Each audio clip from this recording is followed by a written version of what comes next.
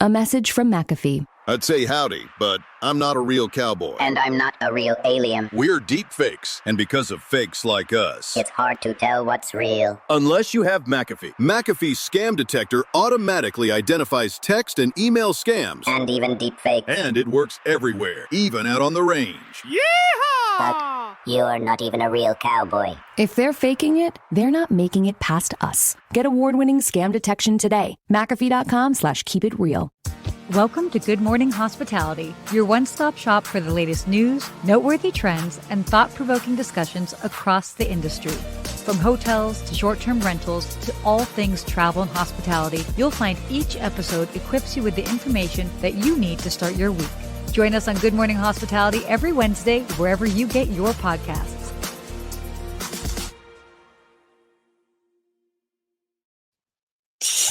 Hello, Sarah. Good morning, Steve. I feel like we're like, what's the hen's been let out of the hen house. We got no producers today, no one Oh my gosh. in charge of us. They've let We're us run wild. Yeah, you guys better come at us with your comments and everything because we have no babysitter today. We are literally like, Yeah, woo. I'm pushing the buttons on the back, hoping that everything works. So Steve think is it should. producing the show. I just showed up.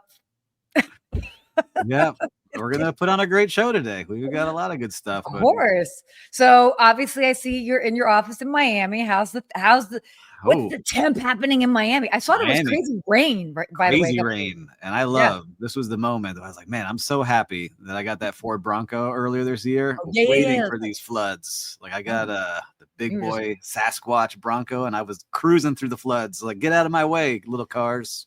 Big boy things. But Oh my yeah, gosh. Miami was underwater the last 2 days. Every major like artery flooded. So we're That's sinking crazy. slowly here into Cool. the sea. So we're gonna be the new Well, Atlantis. Hopefully we dry out by next week because I'm going to be there for a couple days. That's right. You want to tell everyone what's going on down here? We have the International Hotel Show in Miami. That's And right. so I'll be there on Thursday. Next week's a big week. I'll first be in New York at the Skift Global Forum, Yes, you will. which is super cool. So I'll be there for the opening night, the first big day. Then I'll miss the last day because I'll be hopping on a flight going straight to Miami to catch the second day of the independent hotel show in Miami. So Yep. I'm getting the best of both worlds. Yeah, it's a heavy conference time. So I will actually be at the Florida Vacation Rental Summit, where we're a board Okay. member in Orlando on the 16th Nice. and 17th, and then back for the 18th for the hotel show. So Oh my gosh. Look at us. Just Yeah. zigzag. Oh, guys, we are going to zigzagging be around the country. We are live and around the country. If you are at any of these places, please come see us. Yes, absolutely. We'd Yeah. love to see you. I know you're going to be at Skift, and will be up at the Skift show as well. A lot of people will be there. And talking about Skift, we are Yeah. live on Skift now. So if you haven't Yeah. subscribed to the YouTube channel for Skift, make sure to subscribe there and see all of the live and fun stuff on YouTube if you prefer it there. But we're always here on LinkedIn. Yeah. Well, which is Yeah. So, I wanted to quickly, so I'm back, as those that can recognize, back in my home office, but I was just in Las Vegas for the past couple days. And I have to say, because we've talked about it, we've seen it in the news, like, oh, tourism and all of this in Vegas. And you know what? To be fair, I wasn't in any of the main casinos, like on the main strip, but everything seemed alive and well, good vibes. Like everybody was great. It's a friendly bunch out there. It's like hospitality is pumping through everybody's veins. I'm into it. Did you go down? You were on the strip. Did you walk around a little bit and see what's going on? No, I only went briefly on the strip. We just stayed off the strip, kind of like just checking out different things, different neighborhoods, catching up with friends, things like that. I was there with my mom, and so it was great. But I swear to you, every single place we went into, every restaurant, all that, people were just like genuinely friendly. I don't know if I don't know. Like good vibes. See, I need to explore more of Las Vegas because every time I go, I just stay on the strip. I don't go venture out into other neighborhoods or see the nature or all the fun stuff that might be out there. I know you're a big hiker. Were you hiking and doing all those things there too? We didn't. We were about to go to Red Rock. It's a hair warm. I didn't want to be making my mom do all that. I was like, I would like you to survive a couple more months here. Can we, more than a couple more months? So, maybe another time when it's a little bit more reasonable, because it's, it's a cool 89 at night, Yeah. I mean, in the desert. Yeah. Yeah. But that desert heat, and that it's very different compared to that Miami humidity. Yeah, the jungle heat down here. That's what I liked. I like the humidity. It's good for Jungle heat. I like the jungle heat. Oh, crazy jungle heat. Oh my gosh. Well, we've got a fun show set up for today. I think we got a lot of great topics here. We a do. lot of fun things. Should we jump into it? We got Victoria saying good Hi, morning. Victoria. Good morning. Where are you joining us from? Let us know. Yeah, absolutely. Let us know where you're watching for. Great to see you here, Victoria. All right. But let's get into our topics. That's why people come here. I don't think they come to see us. I feel like they're here for the news. You know, everybody just comes to see your pretty face. That's how that goes. Oh, thank you very much. You're like, yeah. You're like, yeah. Me? Me? All right. Our first topic here. Thank you guys, by the way, for putting up with our little bit of silliness here. We could talk about hospitality news and still be lighthearted. So I hope that that's what you're here for, because that's what we're dishing out.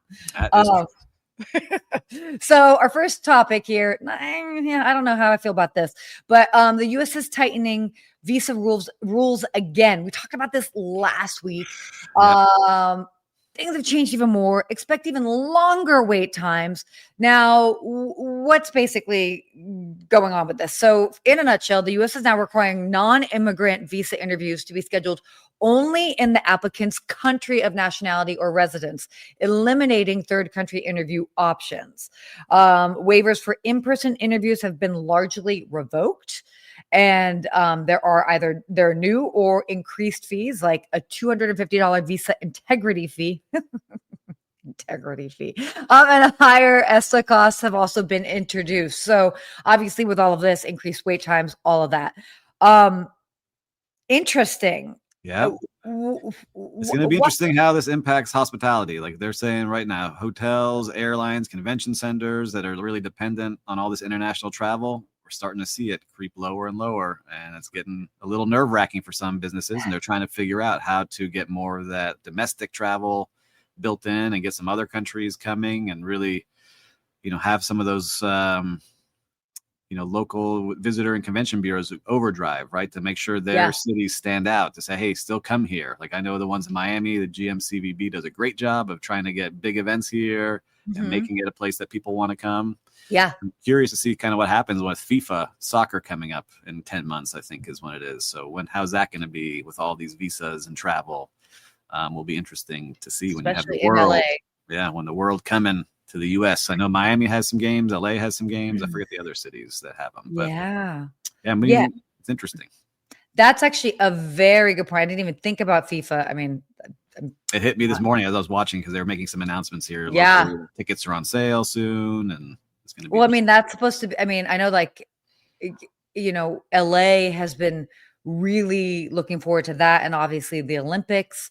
Our international travel. I don't know. I feel like, and I could totally be biased, but I feel like we're feeling it more in Los Angeles than maybe you guys might be in Miami. Obviously, you have a lot of international travel, but Miami is also such a great destination for so many Americans too. Yep. That I mean, it all depends on what you're looking at, but like, I feel like tourism is down really across the board in Los Angeles, for example, just with everything that was going on in there. To have that, I'm like, oh man, like what do we?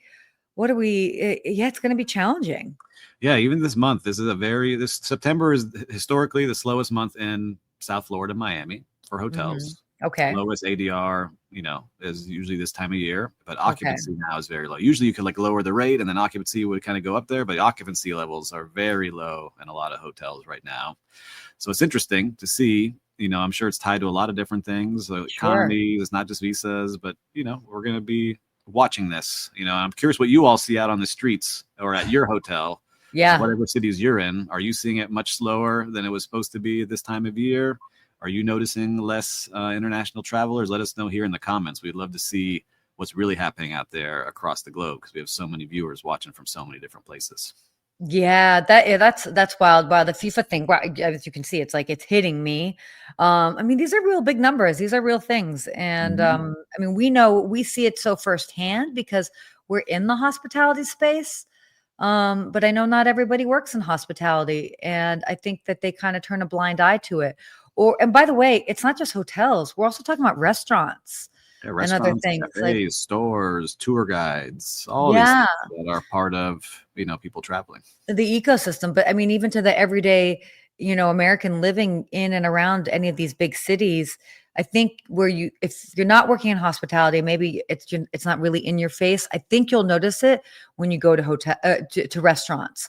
So, obviously, I'm sure a lot of people listening to this are in the hospitality space. That makes sense. But if you've got friends that are in other businesses and they're like, maybe if they don't feel it or see it, tell them to start paying attention to the whole restaurant space. I know in LA, lots of places have closed. We Same do have here. some cool places that are opening, so somebody's working out something. But we've had some iconic places closed that just like they can't. They're just not getting the business. So it's Interesting amazing. times. It's interesting Trickle down times. effect, that is for sure. That's for sure. But why don't we shift gears here and talk about I'm dying to say this all morning. Yotel Hotel Holiday Inn. I'm kidding. We're gonna talk about guys, I'm so sorry. I will not pick Oh, up. Sarah, let's see the energy drink today. What do you have?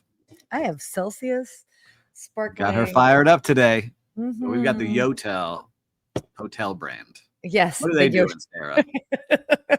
So Yotel's hired a Marriott exec as their new CEO. So Mhm. this is big news. That's so.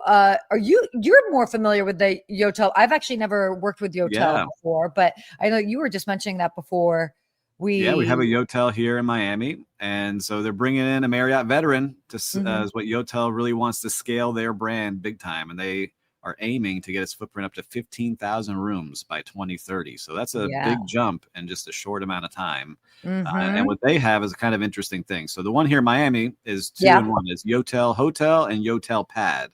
And Yotel Pad is like apartments, so you could buy it and live there, but that's usually like put into the rental pool as part of the Yotel Hotel, Uh, okay. right? And so it's kind of condo hotel setup. Yeah. And so the way they do it is very light staffing. So like, the one here, you can check in on a computer. They have a robot that delivers things to the rooms. It's Mhm. very tech friendly, I would say, or tech forward. It's Okay. very Yeah. purple. Purple's their colors. They have like purple glow of lights everywhere. Oh, yeah. That's And they're right. similar-ish to Citizen M, and Yes. which Okay. Marriott purchased. And so it's Sure. kind of that same mindset of micro hotel room, great common areas, and kind of giving service that way. And so the Yotel here has some cool areas to go in, but I think they got some work to do to catch up to Citizen M. Just looking at what they've got here. So it's interesting. Yeah, and so for those that are fans or know the players, it's Phil Andropoulos, who was a former Marriott exec. But it's interesting because I don't know that there's a Yotel near me here in LA. I know that they actually go by Yotel all the time on the west side when I'm in New York.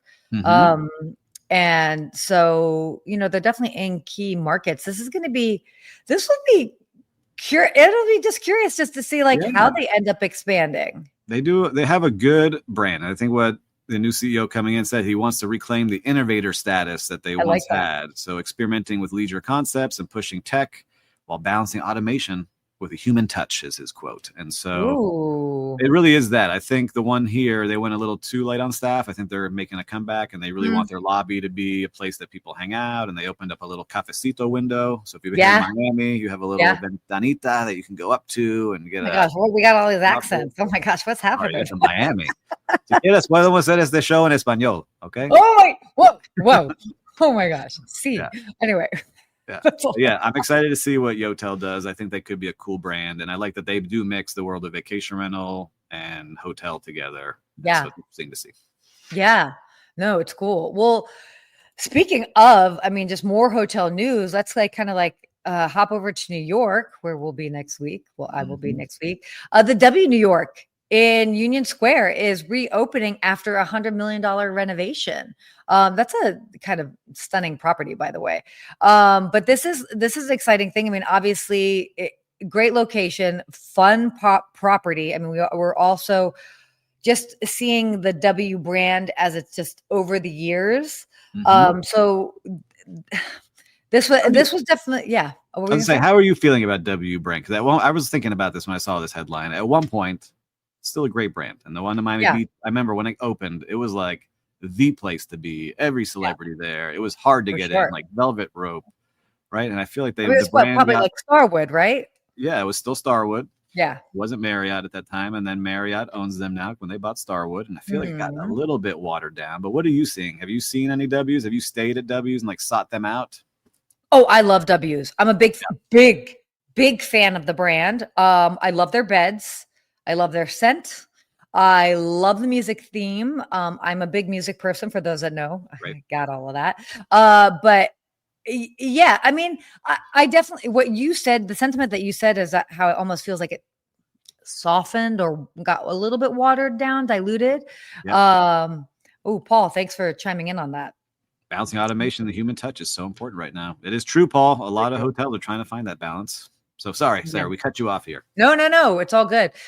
So yeah, I mean, I've seen you could argue that the W brand has been like watered down a little bit, but I don't know.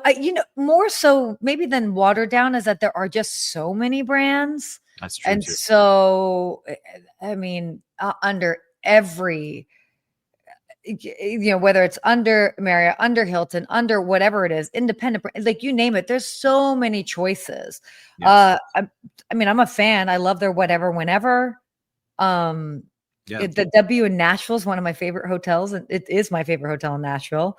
So I don't know. I'm still into it, but I like the one here in Miami Beach, the one in Brickell. I used to work at it. It used to be a Viceroy, so I know the building very well. And they just Viceroy and made it a W. So it's interesting. But here, the one in New York, again, $100 million on 256 rooms is a lot of money to put into a hotel, and they're really reasserting they want to get back in and get that luxury lifestyle footprint in New York City back. And that's what they're really hoping. So I'm excited to see what they do, because it is a great brand for the industry, and it is fun, and it makes things really cool. And they've always really innovated, and people used to copy what they did all the time. And absolutely. And think about that location too. I mean, that's like such I mean, anytime that you can have a footprint in Times Square, you're reaching the masses. That is, and it's a big deal. So I think it's a smart move for them as far as just doing this sort of makeover, so to speak, and this like flagship relaunch. Like, hey, we're still out there. We're jamming. We're cool. Come visit us. It's a smart move. Yeah, I'm excited. I got to get up to New York and see some of these things, because I want to go see the Waldorf that's going to be opening up soonish. I know they've got some stuff going there, and I get the W. You got a lot of money going to New York City. Totally. We should take this show on the road. We should go. I'll meet you up there, because there's a lot. There's a lot going on, and I think it would be cool to kind of like check out the different. I really want to see the Waldorf. Waldorf would be cool. And W, hey, I'm not hating on you. I want to come see it too. And so, viewers and listeners, what do you think about the W? Do you think it's still the hot place to be? Give us a thumbs up if you think so, or thumbs down if no. I'm curious to see what you all think out there. Give us those emojis. Yeah. Ooh, emoji us up. All right. Well, why don't we go ahead and hop into our next topic here? Emoji us up. I like it. That's the quote. Oh, you didn't like? Okay. All right. You know what? It's barely after 7 a.m. on my time. Everybody, I'm a little bit more articulate after 8 a.m. just in case anybody wanted to know. And they were like, Sarah's cool, but we wish she was more articulate. Just give me 50 more minutes. Totally kidding. All right. So this is interesting. Oh my gosh. I think we almost need to dedicate like a whole show to this. I think we need a show for this, because it's going to be a big change. Yeah. So OTAs, online travel agencies, high hopes for social media and AI channels, as basically Q2 marketing spend hit $5.2 billion. So basically right now we're seeing this massive marketing war. Expedia, Booking, Airbnb, Trip.com spent over $5 billion in just one quarter. And it really is this reminder that like customer guest acquisition is really like this is where the battle goes down. Yes. And then there's a shifting trend as far as channels. So social media, generative AI searches are increasingly replacing Google as a discovery and booking funnel. I've been preaching this for years, the value of social media.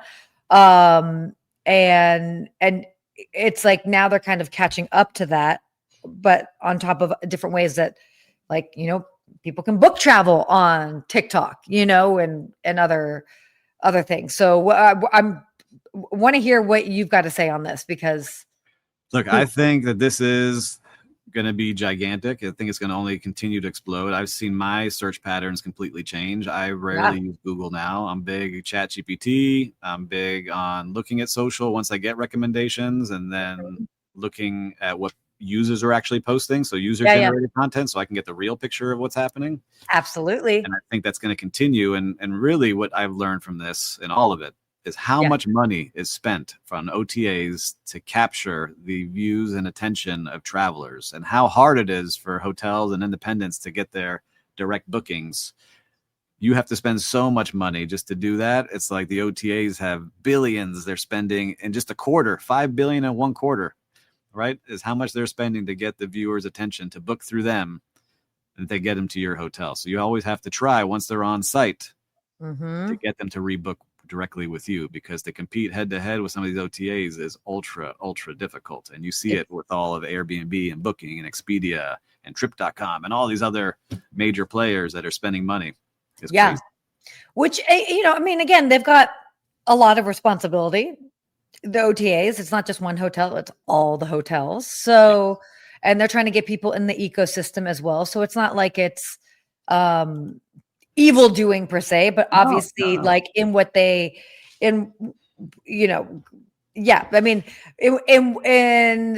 what they give up with the lower rates as far as going through the OTAs, they're using that in marketing. So, but it's a hefty tune.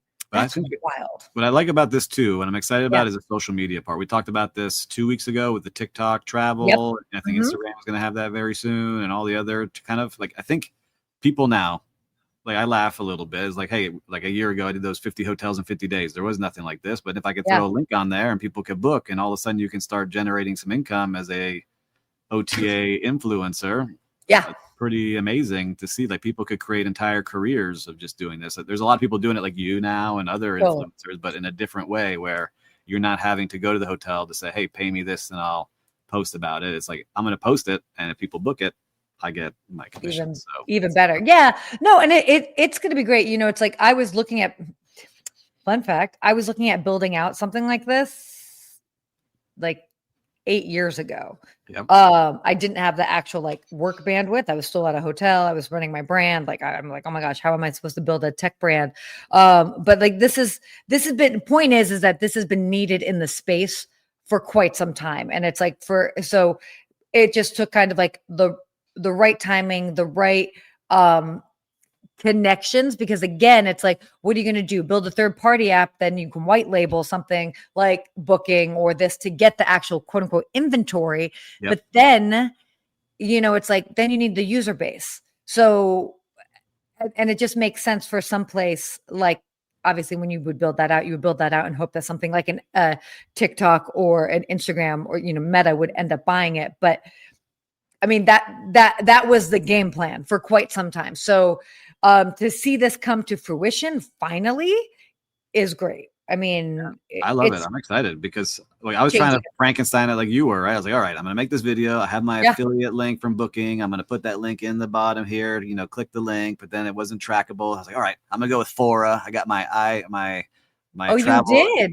If you type in Fora, my face shows up. I got approved, and I was a travel agent, so I could get the AII IATA number. Yeah, so I had my IATA number, and I was trying to put it all together, but it was so hard. You still have an IATA number?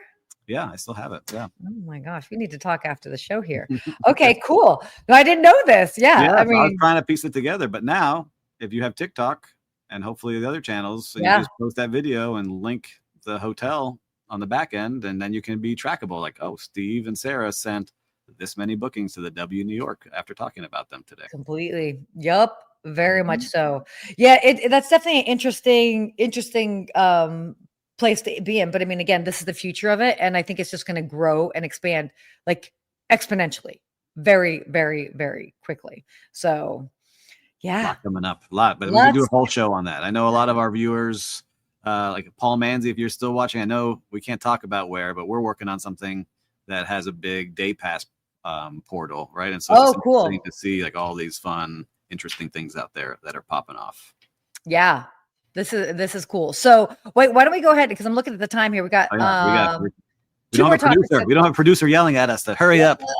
I know. We're wild and crazy kids here. Okay, so this was interesting because I was just in Las Vegas, and we also just talked about Accor last week. So Accor is debuting in Las Vegas, which is huge. This is a big move. So basically, in late July, they basically partnered with Treasure Island, which is going to be rebranded under the Handwritten Collection, which is huge. This will be adding 2,800 rooms to Accor's portfolio, as well as being Accor's first Las Vegas property. And now it also makes it its largest hotel globally. So this is interesting because, and I actually love this topic because, I mean, Accor's certainly a larger known brand in Europe and other parts of the world than it is in the US, just because that's where they've been based. But they're really trying to target these sort of gateway cities in the United States to kind of start growing their brand and their visibility here. And this, I mean, I think it's a huge move. That's a big one. And one of their gateway cities in that article is Miami, where they're trying to launch a lot of their brands, which we love seeing here. Yes. But this one's big, right? Because like you said, you know, those mega hotels in Vegas, you walk into them, you're like, wow, this place is gigantic. And 2,800 rooms is a mega hotel. Yeah. I love that they focus on a couple of things that they do really well. F&B, they have, I think, 1,200 restaurants like across the globe. So they know food and beverage very well. Branded residences, co-working, and entertainment are a lot of their like big things that they know how to do well. So I think that fits perfectly for Treasure Island. I have a request, Accor. Okay, back in the day, Treasure Island used to have a big pirate show out on the Strip. I think it was like every hour on the hour. I would like that to come back. That's the one thing I realized too. I was looking at Vegas. Like, a lot of the fun things that are kind of like kitschy and fun aren't on the Strip anymore. Like there used to be a big volcano at the Mirage, and then there was. I remember pirate that show and out in front of Treasure Island, and then Bellagio had the fountains, and it seemed like everyone had something, and now they don't. So you think more kitsch should come back? I to think Las more Vegas? fun, like having more fun. That's what I've noticed. I only went in big, like once a decade, right? And so like each decade I've seen a big thing, and that's a good sample. I think it used to be, for me at least, you could go have a lot of fun and not spend thousands of dollars. And I think now you have to spend a lot just to be in some of these places. Well, that's the big struggle that Las Vegas is having, is like people are just spending differently. And so, yeah, they got to get the money from you some way if you're not going to be gambling or drinking. Yeah, we got to spend that money. So Accor, hopefully get those pirates back out on the Strip. Let's see what they do. Okay, let's get to our last topic here.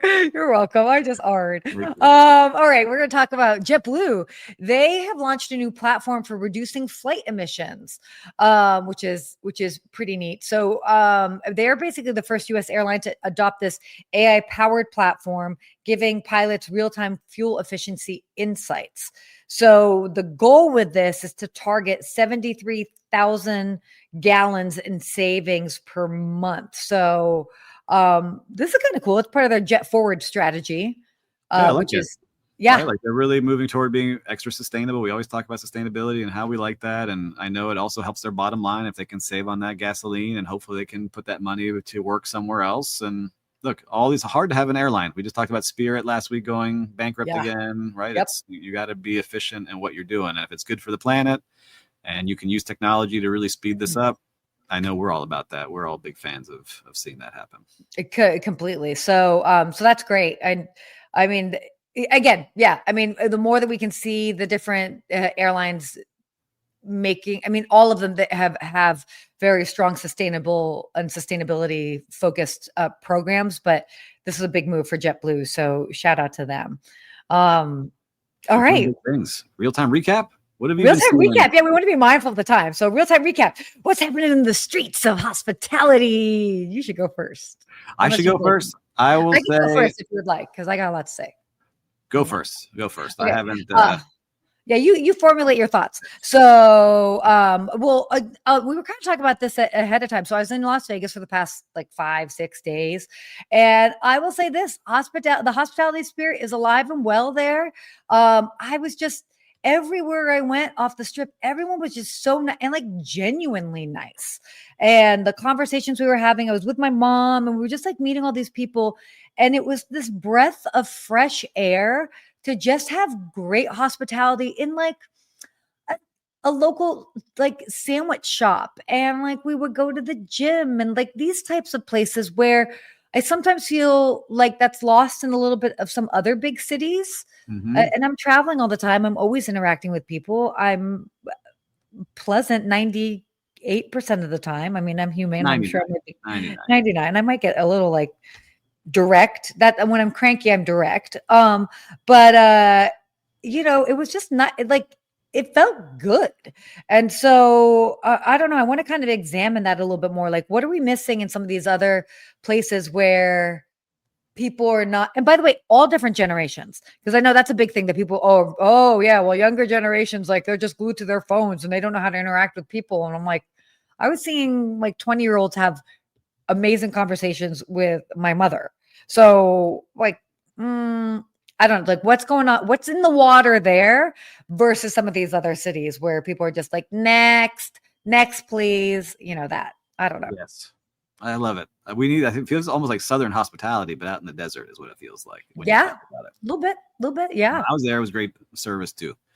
So for me, I'm always on this South Beach walking around, and I got to get a brand new hotel tour. So the Shelbourne here on Miami Beach is by Proper. So I'm going to be staying there for part of next week. Are you? Okay. Yes, you're going to have to come say hi. I'm a big fan. I just got a tour with Oliver, who's the director of sales and marketing there. Amazing. And they just opened. And man, their lobby spaces and their common areas are some of the nicest I've seen on the beach. And I wish I had a picture to share today. They have the nicest pool chairs I've ever seen. The cushion, no joke, is probably, I don't know, a foot high. It's squishy and beautiful. Yeah. And it looks great out there. And so they really revived this legendary hotel. So you'll be checking out the Shelbourne. Maybe we'll give you a little intro to Oliver and we'll come over there. Maybe we do a show from there or something. That'd be interesting. Yeah. Maybe we could do like I don't know. We'll figure out something. We should do something from there. So I think I'm going to be there at least like 2 nights. So we can talk about that afterwards. Love that you're bringing that up. So stay tuned. Stay tuned. That's the first thing I'm going to do is I'm going to go check out the pool chairs. The pool chairs. Think about that was my first job. I even told them, I was like, man, my first job was pool and beach attendant, and these cushions might be the best I've ever seen. These cushions are cushioning.